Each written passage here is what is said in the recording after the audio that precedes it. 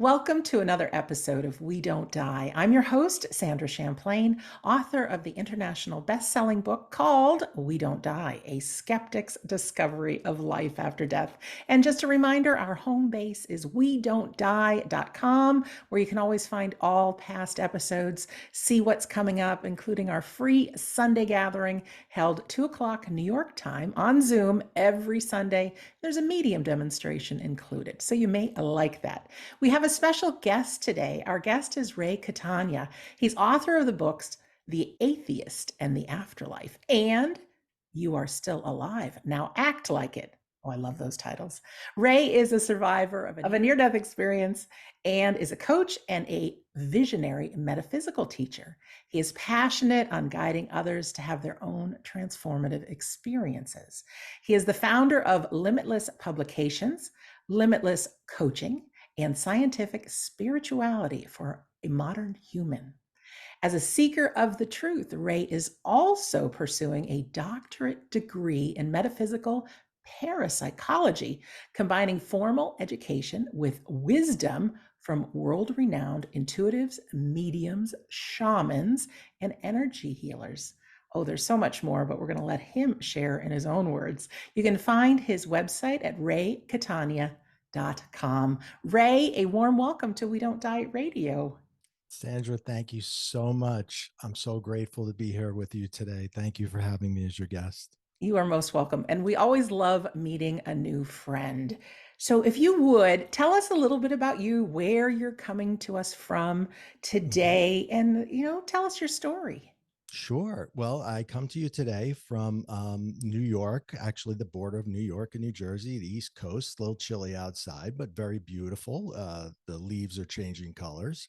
If I had it my way, I'd be in the middle of the woods with nothing but trees around me, but maybe a little lake or something. But we'll get there. We'll get there. We're moving out west. My story. Ooh, let's see. My story starts the first book, The Atheist and the Afterlife.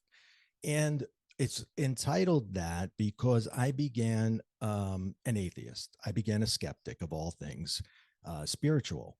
And I believe that I became that way because of kind of a rough and tumble childhood that took me into my own sort of mm, self, um, I guess, destructive behavior.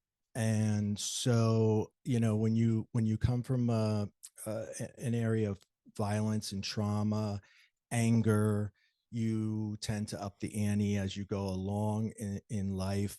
And what I chose to do was rebel against my family's Christianity. So, and I also it didn't resonate enough with me. It just didn't, there was no reason for me to go all the way to atheism other than the fact that I was being a rebel. But it was at the age of 20 that I had my NDE. Now, I've had many brushes with death, and that's because I put myself in terrible situations where I could. I don't know why they called the near death, because it was actually the other ones that were near death. That was the real death. But I'll share with you that story. When I was 20 years old, there was a fire in my home. It was caused by a gas leak, and this gas leak came from the stove that was located directly beneath my bedroom. I was still living at home with my parents, and the gas was leaking all night. Nobody knew. My mom had woken up, turned on the stove, and it just kind of went, the fire went out pretty quickly. It was just like a big poof. There's a safety valve on the gas, and it shuts down pretty quickly. My father came to the rescue. So, so from what I hear, and, called 911, and now there's police and fire trucks and everything outside. Now I hear this and it wakes me up. I'm sleeping. I'm in bed. I'm snoozing, and I hear this and I'm like, well, obviously something's very wrong. I go to get out of bed and I find that I cannot move most of my body. Most of my body's paralyzed, like my legs, my face. I could not yell. I couldn't move my mouth. I had very few working parts, if you will. And one of them was my right arm. And I began to pull myself to the edge of the bed because I was trying to get out and see what was going on. But I also knew something was very wrong with me. As I got closer to the edge, I passed out again. And then I would hear more commotion and I woke up again. And I started to pull to the edge, as going inches at a time, and I pass out again. I hear a noise, I wake up again. Now I'm thinking, if I don't get out of this bed, I'm dead. This does not feel right. I know something's very seriously wrong. I got to get out of the bed. So, with everything I have, I pulled to the edge of the bed and I tumbled out of the bed and I fell face first. Right before I hit, or right at the moment that I make contact with the floor, I feel nothing. I never felt myself hit the floor. In that moment, I was no longer in that physical body. I was above it and I was in the corner of the room and I was looking down upon my lifeless body. And the feeling, I wasn't afraid at all. In fact, I felt amazing. I felt free. I felt euphoria. Um, the light, you've heard it probably a million times, a beautiful, bright, white cone shaped light that's like a spotlight shining only on me. At the end of the light is a being who I don't know who he or she is, but they're telling me it's safe to enter into the light. And boy, does that feel good, because the more you go into the light, the more euphoria you feel as you get closer. So I'm going into the light until my dad comes into the room, scoops me up on the floor, and starts screaming for the paramedics. My son, help my son. I see this, and this affects me because I did not have a good relationship with him. Um, it was a tough relationship, and it might have been one of the few times he ever hugged me. So I saw that, and I wanted to go back to that, and I more or less said to the being, "Can I? I can't leave him like that. Is that okay?" And then I woke up and I was not in the room anymore. I was in the living room now. My father's not there. The paramedics are on top of me and they're doing all kinds of things, whatever it is that they do. And they're checking my blood pressure and they're talking to each other and they're getting the ambulance ready. And they're like, we got to get this guy out. Let's go. We got to go. We got to go. And I'm like, guys, I'm fine. I'm fine. I feel fantastic. In fact, I've never felt better. Like I felt the euphoria stayed with me for a while. You know, it was great. Um, but that does wear off.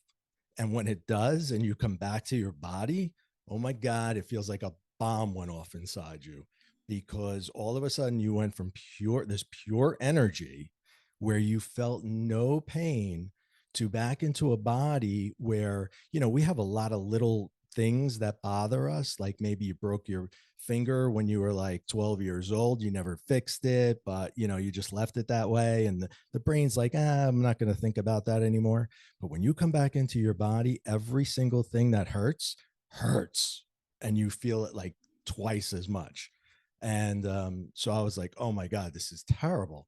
And I was like, can I have a do-over? Can I do this again, please? I want to go back to the light. That was way better. Did anybody see the light? Anybody hear the light? Anybody hear the voice? And now they're starting to look at me like I'm Looney Tunes. And I'm thinking, all right, let me just shut up. I'm not going to talk about this anymore. Otherwise, I'm going to wind up in the wrong type of hospital. So I'm going to just let them take me away. But it was, even as a child, I always had the ability to see energy.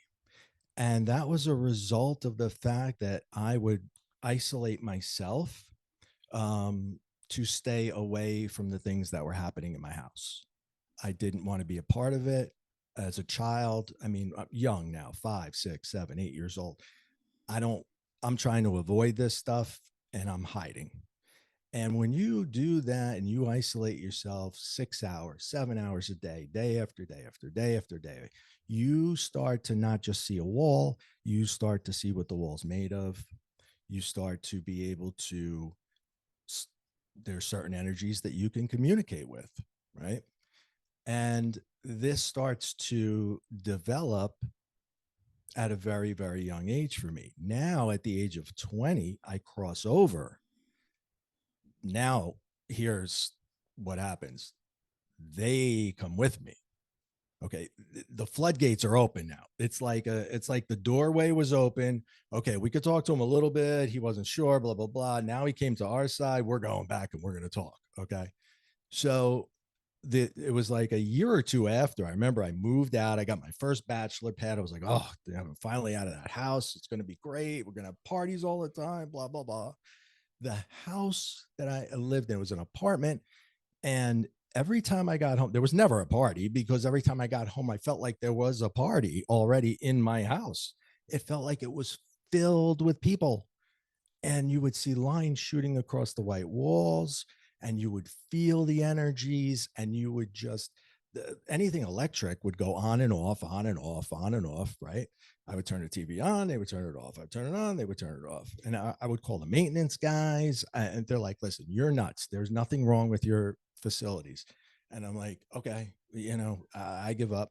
I had a roommate, but he was never there. And I used to call him and accuse him of being there all the time.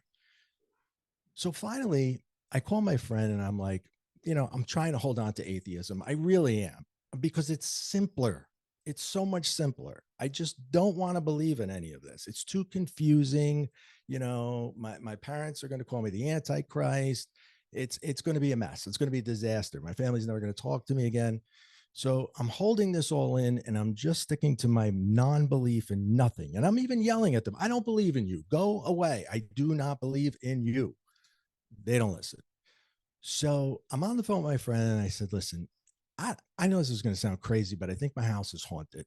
Click. And I call him back. I said, you hang up on me? No, you hung up on me. No, you hung up on me.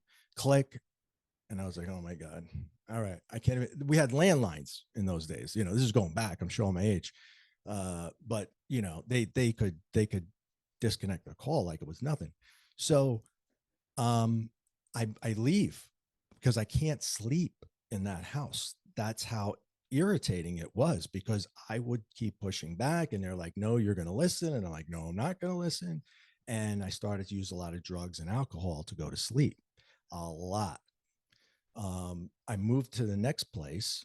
I left 2 months early. I had a 12 months lease. I left in 10, moved into my new place. I'm like, okay, breathe. Whew, this is going to be great. I move in, psyched, same stuff all over again, just in a different building. Okay. It's not the building, it's Ray. I could go to Siberia. They're coming along for the ride. It doesn't matter where I go, what building I'm in, because it has nothing to do with the building. So now I really start drinking and start using tons of drugs to try to put this at bay. And like I said, now, I'm in my 20s. I don't fear death because in the back of my mind, I kind of know it doesn't suck. It's pretty cool, actually. And I'm just putting myself in these terrible situations because I'm not, I don't know, not fearless, but, less fearful. And I start working for some bad people, and I'm in some bad predicaments. One time I was in the middle of a shootout and I dove under the bar and I was like, hiding and nobody knows I'm there. And what would happen is they would tell me how to get out. And I'm not talking about one time or two times. I'm talking like 10, 15 times. They would get me out of a situation where I was going to die. And they told me in that case, side door, side door. And I tell this whole story in the first book. I can't get to the side door because they'll see me and it's no side door. And this voice has been with me. This is like from a higher level. This is the one that was with me as a child. So this one I know, I trust. Okay. I go to the side door. I get out. I go down the corridor. There's another door that takes me out to the lot. I go out that door. I'm parked right outside that door. In all the years I've worked there, I have never, ever once parked there. I would always park on the other side of the building. I wouldn't have made it to the other side of the building that day. But for some reason, I put my car there that day. So there's always been this spirit world that has looked out for me for some reason. I'm not special. I've done nothing to deserve this, especially in that point in my life. Coming from chaos, chaos was my comfort zone. So I created chaos. Um, I don't deserve it, but yet they continue to be there for me and guide me over and over again, no matter. And I rejected them. I said, "You're not real. You need to leave me alone." And so eventually, what happens is I'm starting to approach my 30s, and I get married, and I have two kids of my own. And when I have my children, that's a major wake up call for me. I can't live that lifestyle. I go back to college. I get my degree. I get a regular job. It's a very good job. I go to rehab. I just drive the car up. I give them the keys. I said, "Don't let me out. Don't let me out until I'm good." Sober, well over a decade, approaching two, and Congratulations. thank you. And because I had a set, this is for them now, right? This is not about me. They need me to stay alive. Me, it doesn't matter so much. I've seen the light. I'll go back. It's pretty cool. So, um, but it was that love, and the second book I dedicate to them because they don't know how much they did for me, let alone the things I've done. They think that they've given me more than I've ever given them. So that being said, unfortunately, I was divorced very quickly, 2, 3 years, and it was many, many years later until I started dating. Many, many years, and I went online, finally got my courage up. I called my friend. I'm like, "How marketable is a single guy with like two kids and blah blah blah?" He goes, "What are you talking about?" He goes, "Come on, he's telling me all my good qualities and stuff. Get out there, give me the pep talk." So I finally do, and I go online, and I don't know if they do this for women, but when you're a man and you go to one of those websites, they show you a couple examples of women that are in your area that you might like, right? And there she was, and that was I was like, "Oh my god, that's my next wife, right there." And I just knew that connection. I could see it just as soon as I saw her picture. So I go, "Okay." I join the site, I pay the money, I send one email to her and her only. And I explained to her, "You're going to be my wife, and this is why I joined the site. And I'm sending one email." Yeah, yeah. So, You're crazy. right. Luckily, she found that amusing. I did put it in a funny kind of way, and she did write back to me, "LOL, you're nuts. Who are you? Where are you from? Blah blah blah." And we've been together ever since. We are married. We live together.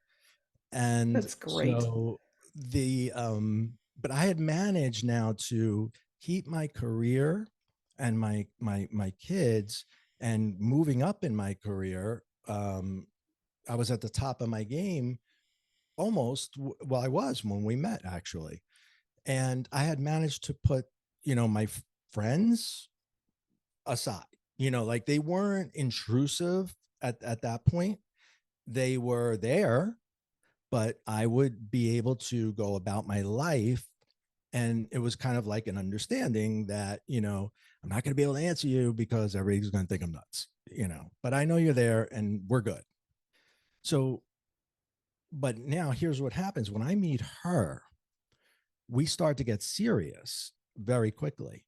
And she says, "So what are your spiritual beliefs?" And I'm like, "Oh no, I got no idea. I've been meaning to get around to that." And she says, she says, "You know what? For your birthday, I'm going to buy you something called a spiritual clearing." And I said, "No, I don't know what this is. I have no idea." And I'm like, "Okay, sounds really good. We're gonna have cake too, right? Cake? Yeah, yeah, we'll have cake." So you don't have to be there. You don't have to do anything for the clearing. It'll happen. She'll call you. And tell you what's going to happen, and she'll do it, and you can just be at work. And I'm like, okay, sounds great. And I'm going to feel better after this. She goes, well, not right away, but eventually you will. Yeah. So I speak, I speak to the lady on the phone who's doing the clearing, and she tells me, she's like, you might feel a little woozy, a little off. It's just a little discomfort. I don't even think she said woozy. Those are going to be my words later, because now 2 hours goes by. They warned me, don't have any appointments on this day that are significant, and don't make any life changes for 3 days. I'm like, yeah, okay. All right. Whatever you say. But I didn't have any appointments. Needless to say, 2 hours later, I don't know what it is that I'm feeling, but I am definitely woozy, to say the least. Like, I'm like, whoa, what, like things just look different now. Like, I'm starting to see that energy again that I didn't see since I was a kid. And I'm trying to like kind of navigate through it just to get to the bathroom. And and I call my wife. She's not my wife at that time, but I call her and I'm like, this was weird. Like, I don't feel good. I think I'm getting sick. She's like, no, it's the clearing. And I'm like, no, I think I got the flu. And she's like, just relax, go home, relax. I took the rest of the day off, took a couple of Advil, lay down.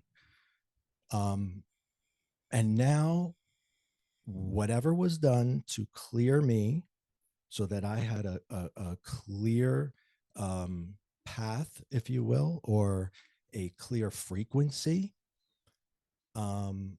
here they are again. But there's one in particular.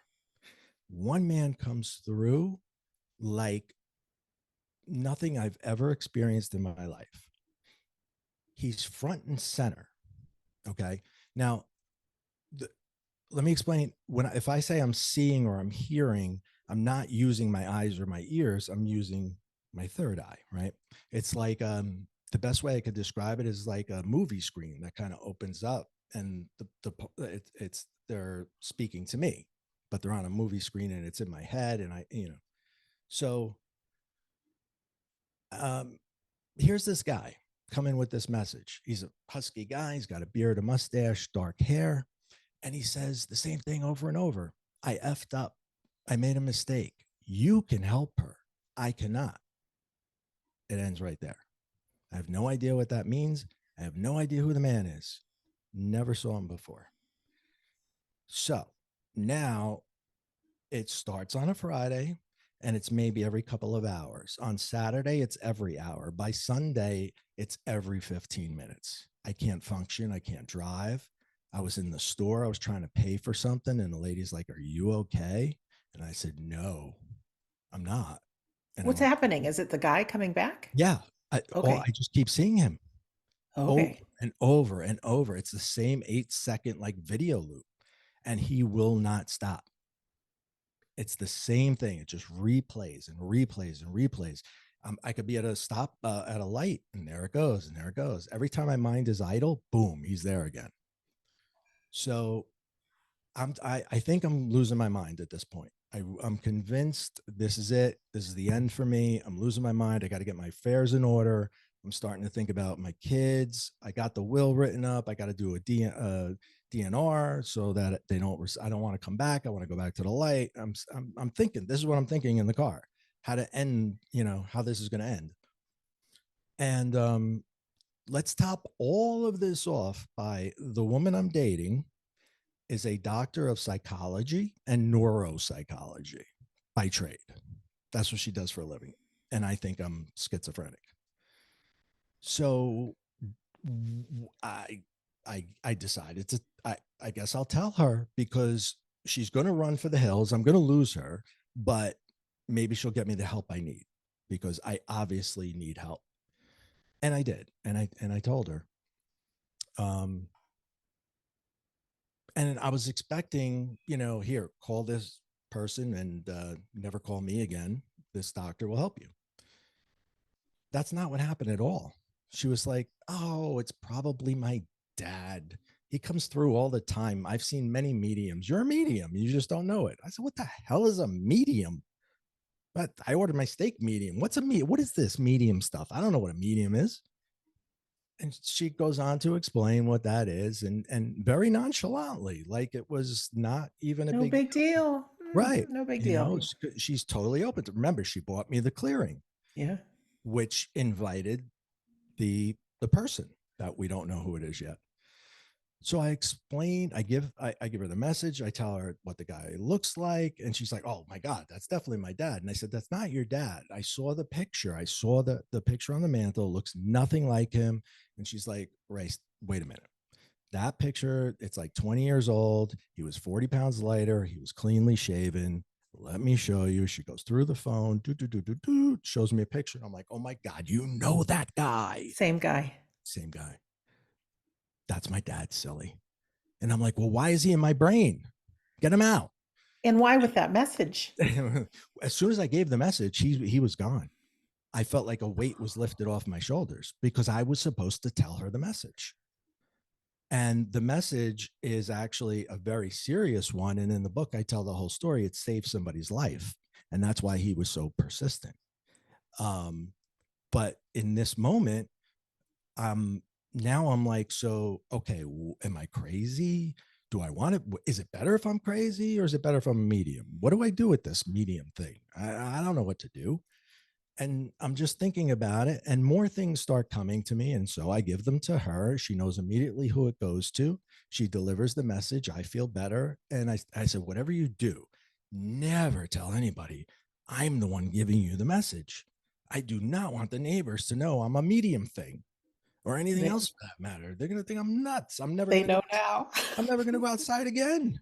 Can I just interrupt you for one Yeah. second, Ray? The message that you said saved a life, so it was more than just I effed up. So what you don't have to share what happened because I know you write about it fully, but there was more than just that you Yeah. needed to. Okay, so there was Yeah. more. So Okay. there's more messages to come, and we have to piece it together because we don't know Okay. right away. Like it wasn't like a bulb went off and we're like, oh my God, it's this. We got a series of messages from him that led us down a path. Now, then we have to explain to the family member, how do you do this, right? Right. Because Okay. you can't come out and say, I speak to dead people and I know I've never met you before, but this is our first time meeting, but you have to address something really quickly or else, you know, that's not going to go over well. Right. So we had to devise a whole plan to get the point across, and it worked obviously, but it took a lot of planning to keep my secret. And also, because no one else is going to believe this. Nobody. Um, so I really kept this. We kept this a secret for as long as possible. More messages would come, and I started to question the validation of them. So what would happen is spirit would give me like a very weird thing, right? This one guy said to me, he said, "Remember the silly shoes. Ask her to remember the silly shoes." I don't even know who her is. I don't know who you are. So, but I do know enough about him that when I relay it to my wife, that she understands fully exactly who it is, who his wife it was when she's alive, he's not. And when I said, "Well, listen, tell her about the silly shoes. If she knows what silly shoes means, I'm a believer."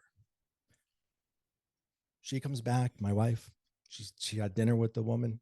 She goes, "First of all, your message cleared up so many things for her. She was crying. She needed to know that information that you gave her." And I said, "The shoes?" All I wanted to know was about the shoes. I was like, great, great. That's great. I'm glad, she feels good. But the shoes, it was their first date. He had the most ridiculous pair of shoes on. And that was a running joke throughout their entire marriage. I was like, oh my God. Okay. All right. I'm starting to believe. And she says, let me take you to a medium that you can sit with. There's a world-renowned medium. She's not always in town. She's going to be in town. Let me take you to her. You guys can chit chat, compare notes. And that's what we did. We both made appointments. She was going to speak to her father, hopefully. And I was just going to find out what a medium is because apparently I can do this. So I'm sitting with her and we're having, as soon as I walk in, I was like, hi, I'm Ray. She says, hi, I'm meeting Bonnie. She said, Bonnie. And I said, she goes, and she just stopped and she goes, wait, whoa, you're that Ray. I've heard about you. I've heard about me. Nobody's supposed to even know about me. What do you mean you heard about me? Oh my God. Now I'm really like, I sit in a chair and I go on to explain to her how I see things, the different ways. Some are, and she explains the difference. This is mediumship. This is clairvoyance. She's like, men don't have all of these things. That's very rare. And I'm thinking like, yeah, we probably that makes sense to me, right? Because men are like, we could do like one, maybe two things at a time. If I chew gum and walk, I'm doing really well, right? My wife could do 46 things at once and know where the kids are. I could do maybe two. I pick things up, I put them down. So anyway, so she's like, this is extremely rare. And at the end of the conversation, it was a little bit awkward because I wanted to exchange numbers with her, but that didn't really happen. I wanted to keep contact, and I left, and we got back to the car after she went, and she's like, "Are you excited? Are you excited?" And I'm like, "For what? I got validated, but I don't know what to do next." She's like, "She's taking you on as a mentee. She's going to be your mentor." She didn't even want my phone number. She's like, "Oh, stop." She doesn't take students anymore, but she's going to take you. And thank God she did, because she showed me how to turn it on, how to turn it off, how to not lose my mind.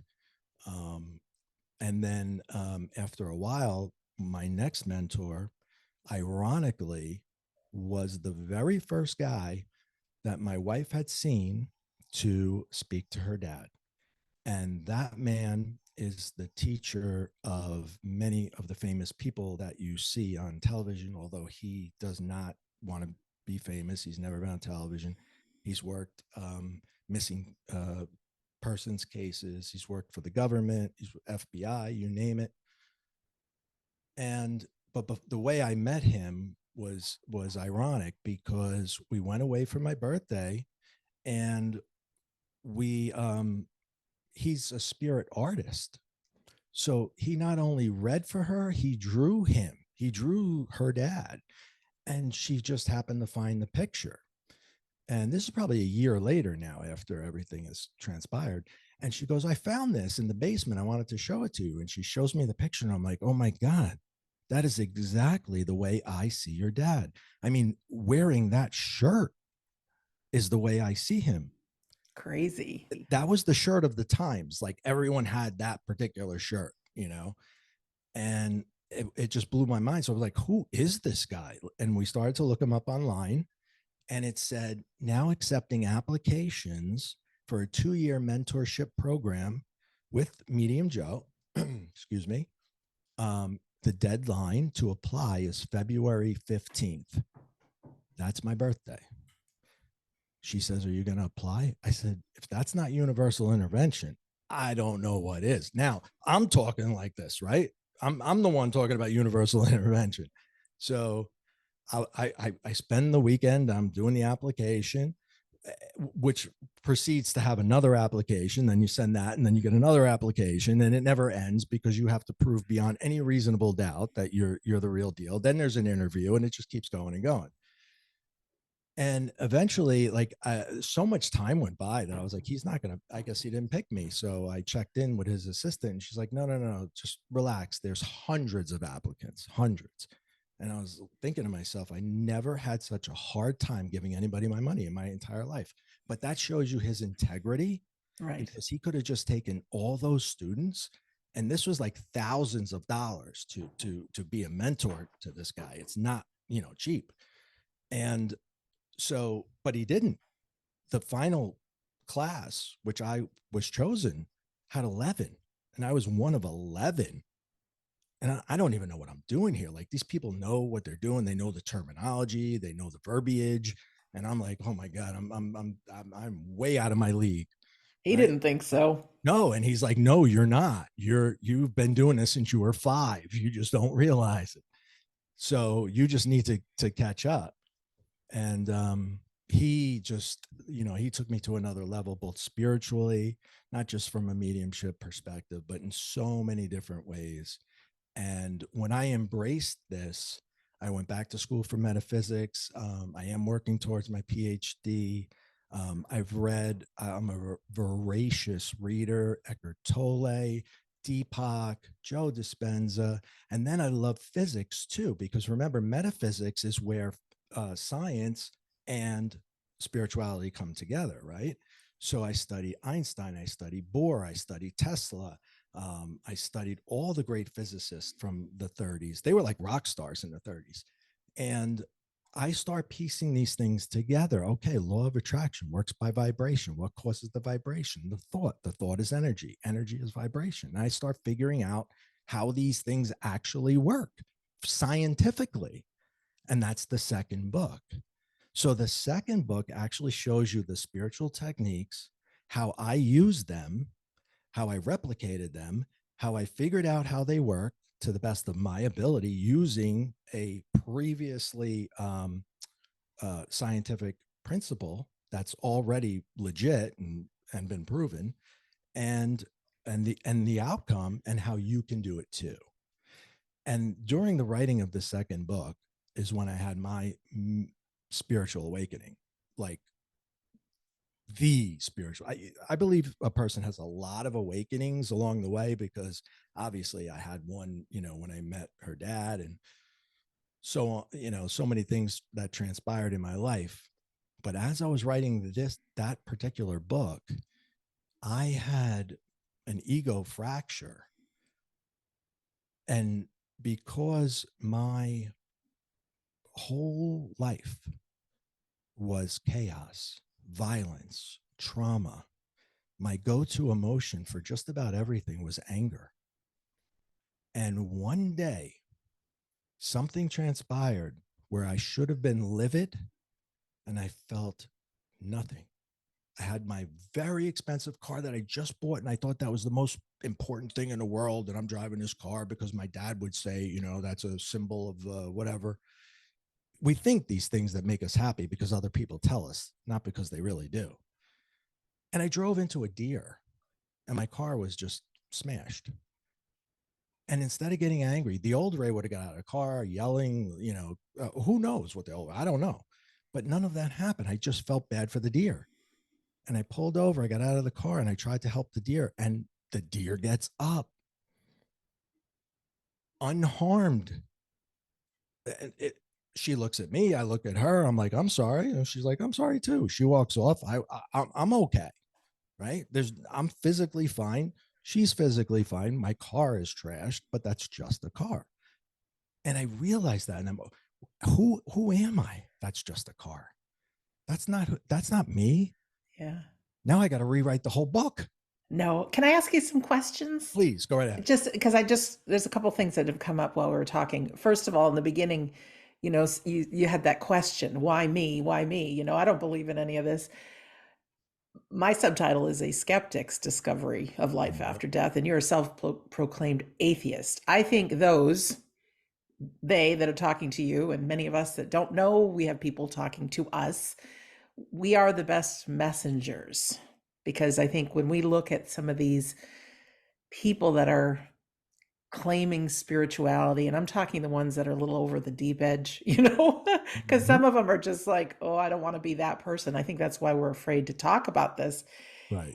You want to hear the rags to riches story. You don't want to hear somebody who's always been rich. So you want to hear the person that didn't believe, because it's like, okay, I can follow this person on the journey. So they couldn't have picked a better person. Well, I I appreciate that. Yes, I want to ask you, when you studied and you got to be one of the 11 studying Mm-hmm. mediumship, was part of your training working with people? Did you actually work one-on-one with people to really get the power You that bet. people's loved ones are still alive and mediumship is real? Yeah. So, oh, absolutely. First, you work with each other and you read for one another until you get like the core basics. And then they will give you a complete stranger that you have no idea who this person is. They volunteered to be read for. and you read and he watches.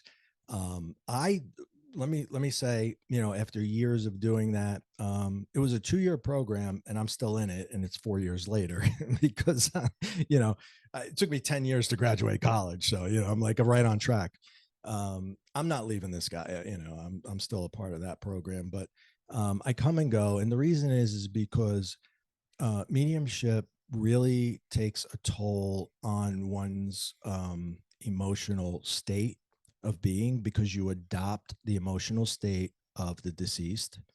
And then it's commingled with what you're watching, which is the sitter's feelings, right? So you're kind of getting it from both ends.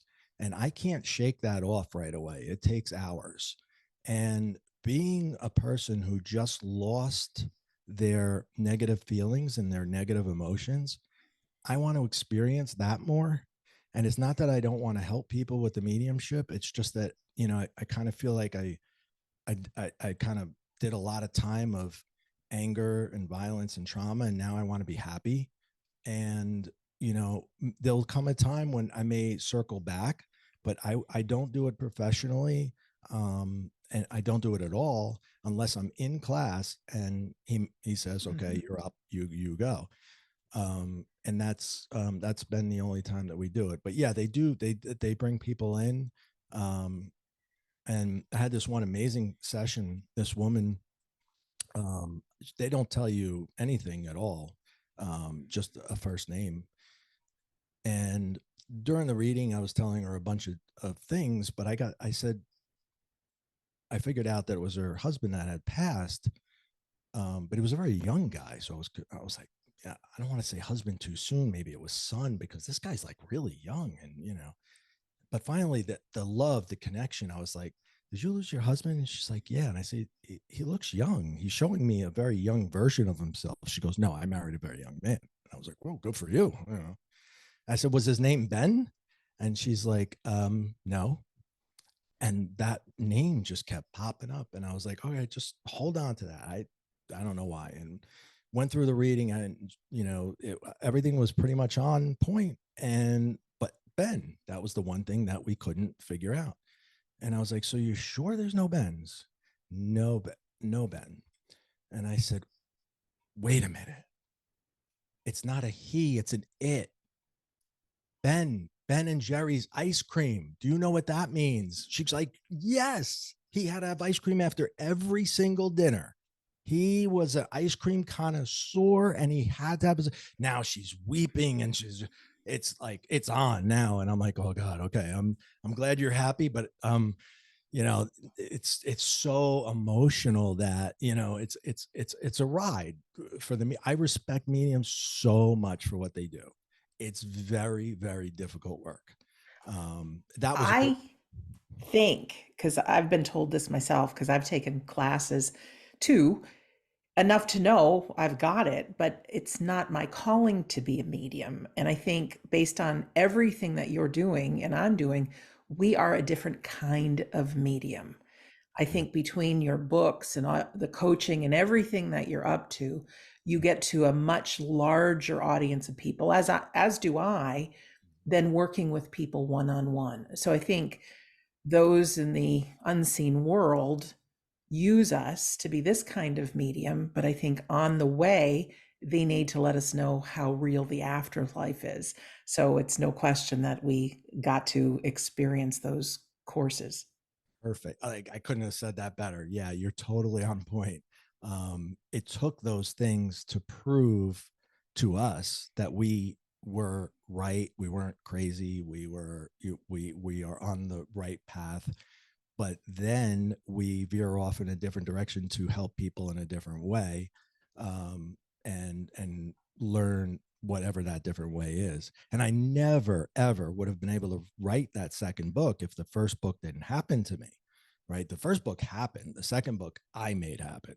And I love it so much because I can give it to somebody else and say, you can do this too. Like, I am not there's nothing. You don't have to be a medium. You don't have to be anybody. You could be from any walk of life, and you can have this same spiritual awakening. These are simple techniques that anybody can do. And here you go. And Yeah. and it's just I want to get into some of those Go ahead. Go ahead. points I'm while sorry. we're here together. First of all, let me just commend you on your in your Facebook titles, The Atheist and the Afterlife. Like that's pretty bold. And then your second book, You Are Still Alive Now, Act Like It.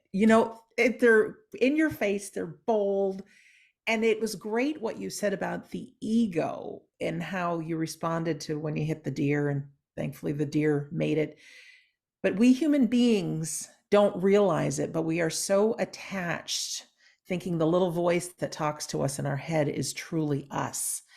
And it's very rare that we get these Mhm. feelings of inspiration and the good things, which I think is our true soul self. But most of the time, it's thinking about the future. It's worried about the future. It's thinking about the past. It's feelings of guilt. It's all of that stuff that the old Ray would have had happen when he Yeah. hit the deer. So something magnificent happened that you are not attached anymore to the ego. And I'm sure there's times that you are, because we're all human. But if you could go into maybe a couple of the principles that are in your book, and Mhm. things that we can use to empower our listener or our viewer right now, because we have people listening and watching on YouTube, just some things that can give them the little edge. And of course, we recommend everybody pick up a copy of Ray's books. But Thank you so what are much. some things that are you can I utilize now? I think one of the biggest things is to understand how the mind works, not the brain, but the mind. Remember that the brain is an organ, and the energy that comes from the brain is makes up the mind, and the mind has several parts to it. And the more you understand it, the more you can choose which one you want to use and which one you don't. Your unconscious mind, that's your core emotions, your bodily functions. Those are pretty much written in stone. They're probably going to stay as they are. That's your unconscious. However, your subconscious, that's your hard drive of everything you've seen, everything you've heard, and a majority of it was consumed when you were between the ages of 2 and 7. Can you imagine we are basing decisions based upon the fundamentals of a 7-year old? We really are. We don't act it, but we are. And when you look at it that way, yeah, of course, anger was my go-to. I mean, come on, because that's what I saw in that range. So that's what I did. It becomes your programming. The ego is extended from the subconscious, and that's the little voice in your head that we think is us. It's not us. Couldn't be farther from us. That voice is all the people of authority in your life that have told you things about yourself that you internalized and believed. And usually the negatives tend to come to the surface because we focus on them more so than the positives. That's why when you turn on the news, there's negative news, not positive news, because no one would watch the positive news. No one cares. But if somebody says something negative, you internalize it and it comes right up. And that ego will pop right out at you. You can't do that. You'll never be able to. Rich people do that. Oh my God, that's what my mother used to say. Rich people. What are you talking? Why can't I be a rich people? I want to be a rich people too. So the next part is your conscious mind. And the beauty of the conscious mind is that you can use your conscious mind to overwrite your subconscious. Your subconscious doesn't know the difference between what's real and what isn't real. So when you just take a pause from that little voice and just stop, don't do what he says or her, don't listen to him or her, just pause right there, let your conscious mind catch up and decide what you want to do. And guess where you're going to get that information from if you don't already know it? Your awareness, because that's what's connected to your higher self. Eckhart Tolle calls it the awareness. It's the highest level of consciousness that we have, because if we're aware, we're one of the few creatures that are aware we're having a thought or an emotion. And guess what? If you're aware of it, you can change it. You don't have to have that emotion. You don't have to have that feeling. There's nothing written in stone that says if I total my beautiful car, I have to get angry. There's nothing written in stone that says I have to be sad at a funeral. There's nothing written in stone that says if a car cuts you off, you have to get angry with the other driver. It's not real. Those are learned behaviors. Now, you acting completely different than everybody else, people might think you're nuts, but who cares? You're free. You can lose all of your negative thoughts and all your negative emotions. Listen, I'll experience anger, right? And I'll tell you a quick story, but it's gone in like quickly. I don't know exactly how much time I can put on it. I was driving, I had the little one in the back, and she was just playing with her phone.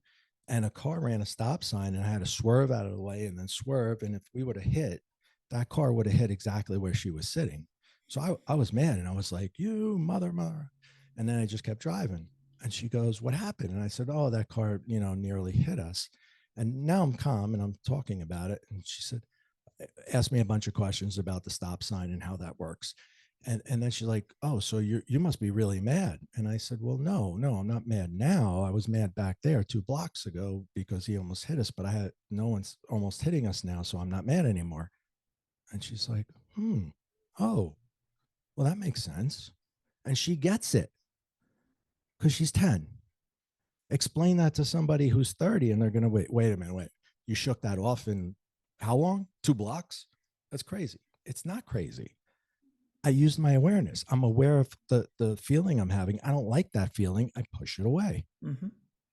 It's that simple. You got to practice and practice and practice. But once it becomes natural to you, that's when you have fractured the ego and you begun your ego dissolution. So understanding how the mind works is the first step in utilizing the parts of it that you like, the parts of it that you want, and that using the awareness to get your information instead of your hard drive.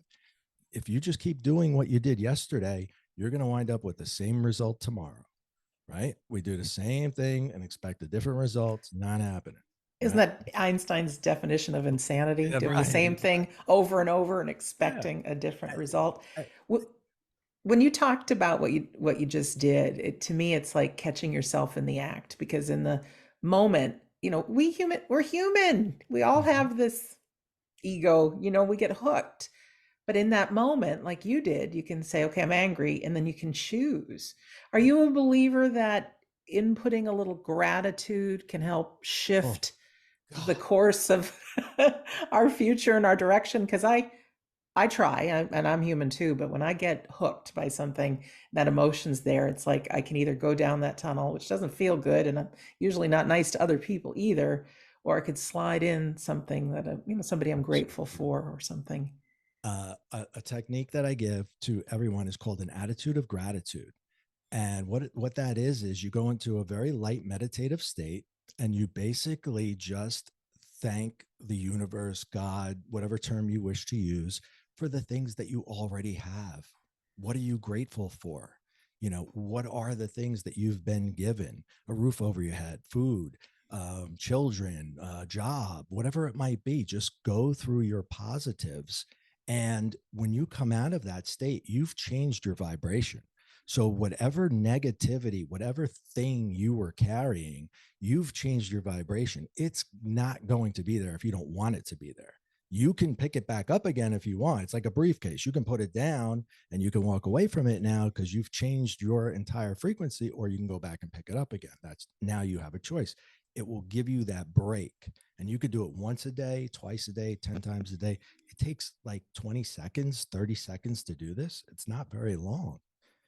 And then when you want to go deeper, you change your speech patterns, not just your thought patterns, but your speech patterns, right? Um, you don't have to drive your kids to school. You get to drive your kids to school, right? You're blessed with children. You get to do that.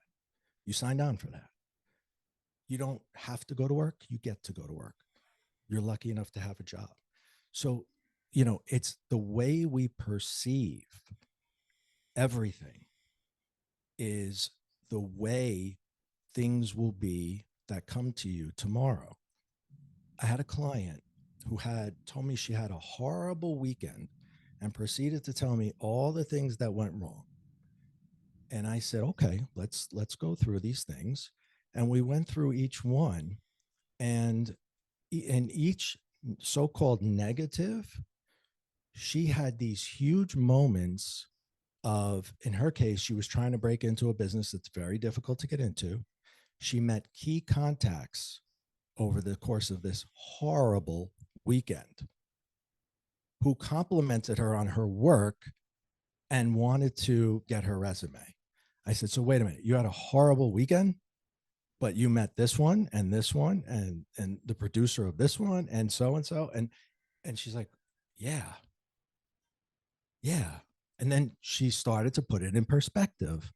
No, it wasn't that bad that I had to drive 2 hours in a hurricane. It was good that I had to drive 2 hours. Exactly. What is good and what is bad?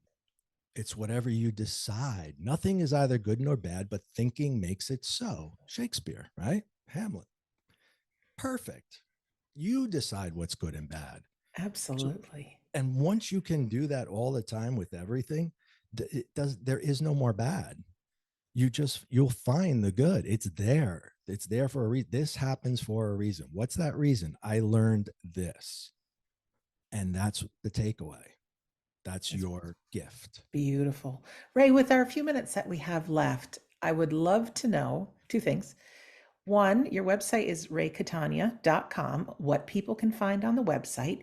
And the second question is, just to leave us with a little nugget. There's a lot of people, most people that are our community have a loved one that is passed. And, we're currently going into the holiday season, which is tough, but people may be listening at another time, still feeling that grief. And maybe there's, after you tell us about your website, maybe just a little nugget that may give us a little more air to breathe today. Absolutely.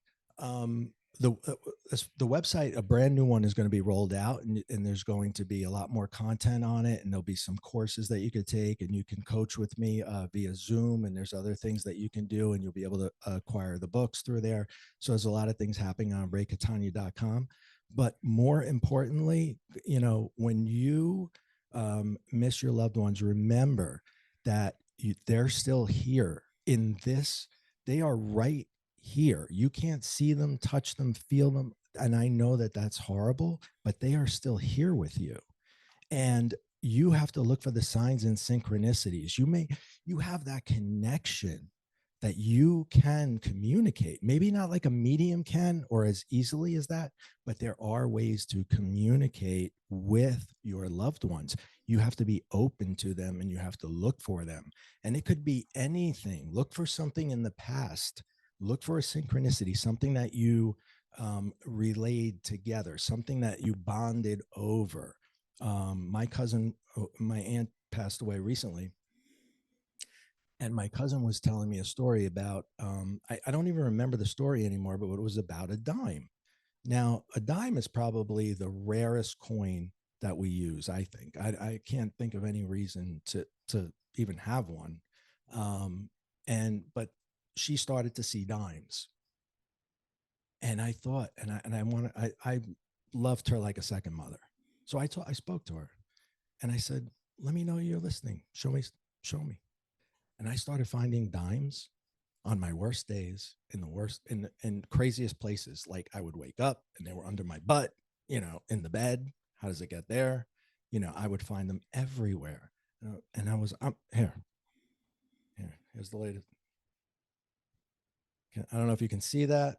I have to hold it against my shirt. That's a dime. Okay. That's right there, reminding me that today's going to be a great day. Look Oh, for those. You have yeah. them. Everybody does. Ray, thank you, thank you, thank you so much for being our guest today. Thank you. It was my pleasure and an honor. It was great. And for our listener or our viewer, thank you for taking the time to be with us.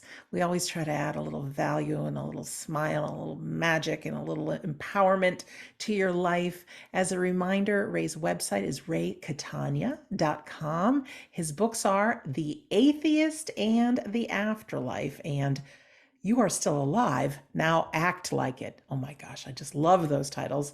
And of course, my book is called We Don't Die, A Skeptic's Discovery of Life After Death.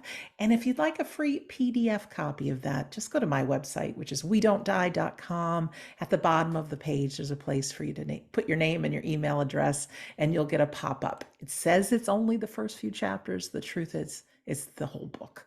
Chapter 10, I think, is one of the most important chapters because it helps you navigate through grief and the grieving process, gives you some things to feel better and so much more. Well, in closing, my name is Sandra Champlain. I'm always so delighted to be your host on We Don't Die. I do believe that life is an education for the soul and that your life here on earth is very, very important. But like being on a dime, making a choice on a dime, we can choose the direction of our life. We can buy into any negative people, any negative thoughts, or we can make a choice. And as Ray said, we can choose how lucky we are and that we get to have a life. We get to have experiences. Your loved ones are just around you. They have one foot in our world and one foot in theirs. They're continuing to learn and grow and explore, but they are here with you. Talk to them, include them in your life. Keep a little journal of signs. They want you to know they're alive just as much as you want to know. So I really want to thank you for listening or for watching, and we'll see you again soon.